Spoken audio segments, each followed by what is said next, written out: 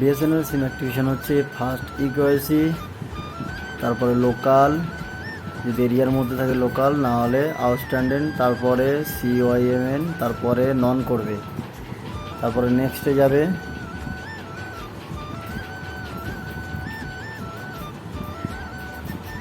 তারপরে এখান থেকে নাম্বার চুজ করবে, যে কোনো একটা নাম্বার এখান থেকে চয়েস করবে। করার পরে নাম্বারটা চুজ করি,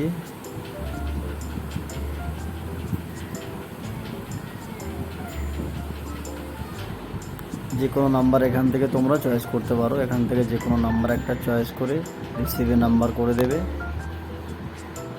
টিক চিহ্ন করে রিসিভে নাম্বার করে দেবে। নাম্বার আমি একটা চয়েস করছি,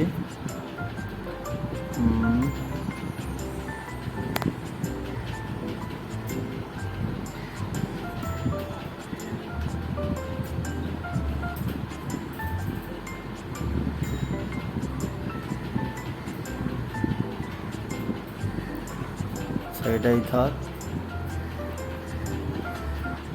লাস্টে 11, ঠিক আছে। রিসিভ নাম্বার, এখানে তোমার সিম নাম্বারের লাস্টের 5টা এখানে এন্টার করবে, লাস্ট 5টা এন্টার করবে, করে সাবমিট করবে। সিম নাম্বার পুরোটা এখানে চলে আসবে। তারপরে কন্টিনিউ করবে, এখানে দুটো রাইট চিহ্ন করে দেবে। তারপরে চলে আসবে নেক্সটে, ডিভাইসটা এখান থেকে সিলেক্ট করবে যে ডিভাইসটা আছে। তারপর এখানে আধার নাম্বার অটোমেটিক নিয়ে নেবে, 3টে সব রাইট চিহ্ন করছো। তারপর প্রসেসে ক্লিক, এখানে কাস্টমার আধার নাম্বার, এখানে কাস্টমার আধার নাম্বার দেবে। তারপর ক্যাপচার ফিল করতে হবে,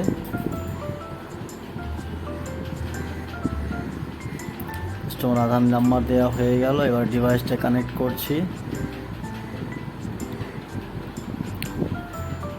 তারপরে ক্যাপচার কমপ্লিট করব, কাস্টমার বায়োমেট্রিক নেব,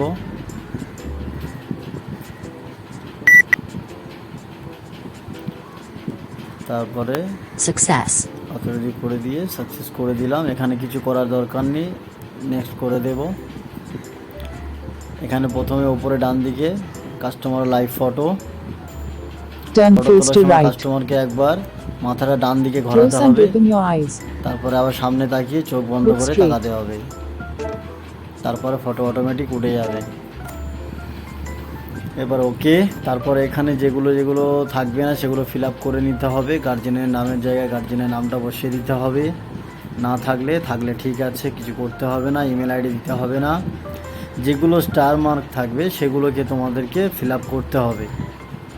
যেগুলোতে দেখবে লাস্টে স্টার মার্ক আছে, স্টার চিহ্ন থাকবে, সেগুলোকে ফিল আপ করতেই হবে, না হলে আগে বাড়তে পারবে না। সব কিছু আমি ফিল আপ করে নিচ্ছি।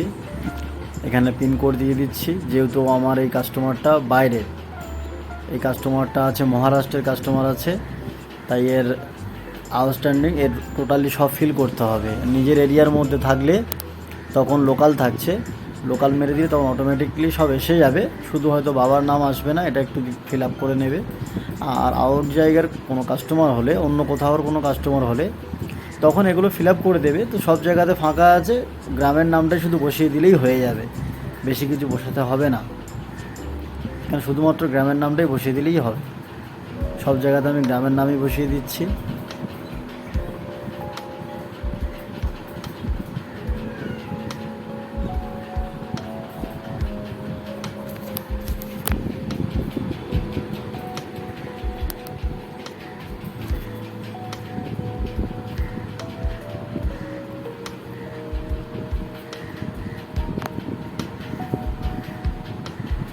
এখানে একটা কাস্টমারের অল্টারনেট নাম্বার নিতে হবে, এখানে না দিলেও হবে, অসুবিধা নেই, স্টার মার্ক নেই মানে না দিলেও হবে।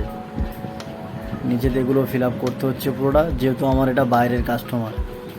আমার এরিয়ার কোনো কাস্টমার হলে তখন এগুলো আমার আর ফিল আপ করতে লাগে না, এগুলো অটোমেটিক ফিল হয়েই থাকে, শুধু সেম অ্যাড্রেস মেরে দিলেই সব কিছু একই থেকে যাবে। যেহেতু বাইরের কাস্টমার, এগুলো সব কিছু আসে না, ফিল আপ করতে হয়।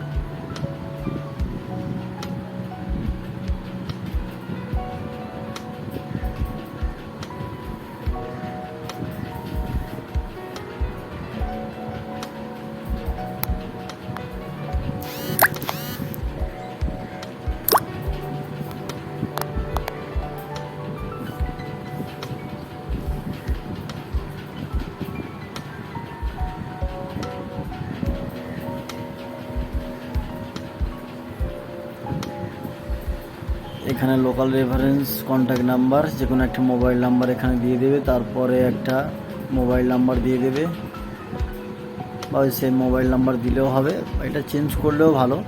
একটা ওটিপি আসবে এটাতে, নিজের এই নাম্বারটা যেটা আছে এজেন্ট টেলি ভেরিফিকেশান নাম্বার, তো এখানে একটা কাস্টমার নাম্বার দেওয়ারই চেষ্টা করবে। এটা আমার নাম্বার আপাতত দিয়ে কাজ করে নিয়েছি, এটাতে একটা ওটিপি আসবে। এখানে অল্টারনেট কাস্টমারের এই সেম মোবাইল নাম্বার একটা দিয়ে দেবে, ওপরে যেমন দিয়ে দিয়েছি কাস্টমার একটা অল্টারনেট নাম্বার এখানে দিয়ে দেবে।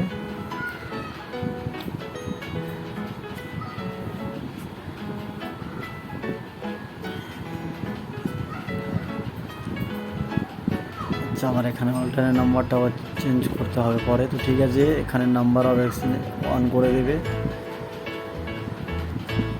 ওখানে 1 দিয়ে দেবে, দেওয়ার এখানে এয়ারটেল আছে, এয়ারটেলের পাশে 1 দিয়ে দেবে, দিয়ে ওকে করে দেবে। দিয়ে এখানে রেফারেন্স লোকাল নাম্বারটা একটু চেঞ্জ করে দিতে হবে। এখানে যেহেতু সেম নাম্বার নিচের সাথে একই হয়ে গেছে, এখানে আমি অন্য একটা নাম্বার দিয়ে দিচ্ছি যেটাতে ওটিপি আসবে, ওটা নাম্বারটা আবার একবার ওখানে সেম বসিয়ে দেবো। দিয়ে এবার নেক্সটে ক্লিক করলেই তোমার ওটিপি চলে আসবে। ওটিপিটা এখানে বসিয়ে দেব, দিয়ে তারপরে সাবমিট করব। ওটিপিটা বসিয়ে দিই,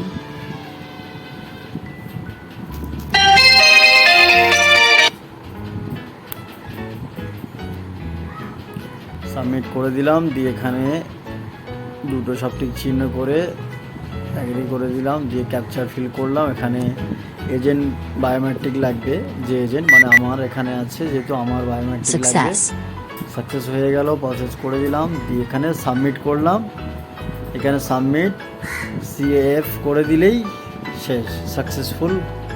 এবারে শেষ, এই পর্যন্ত অ্যাক্টিভেশন কমপ্লিট।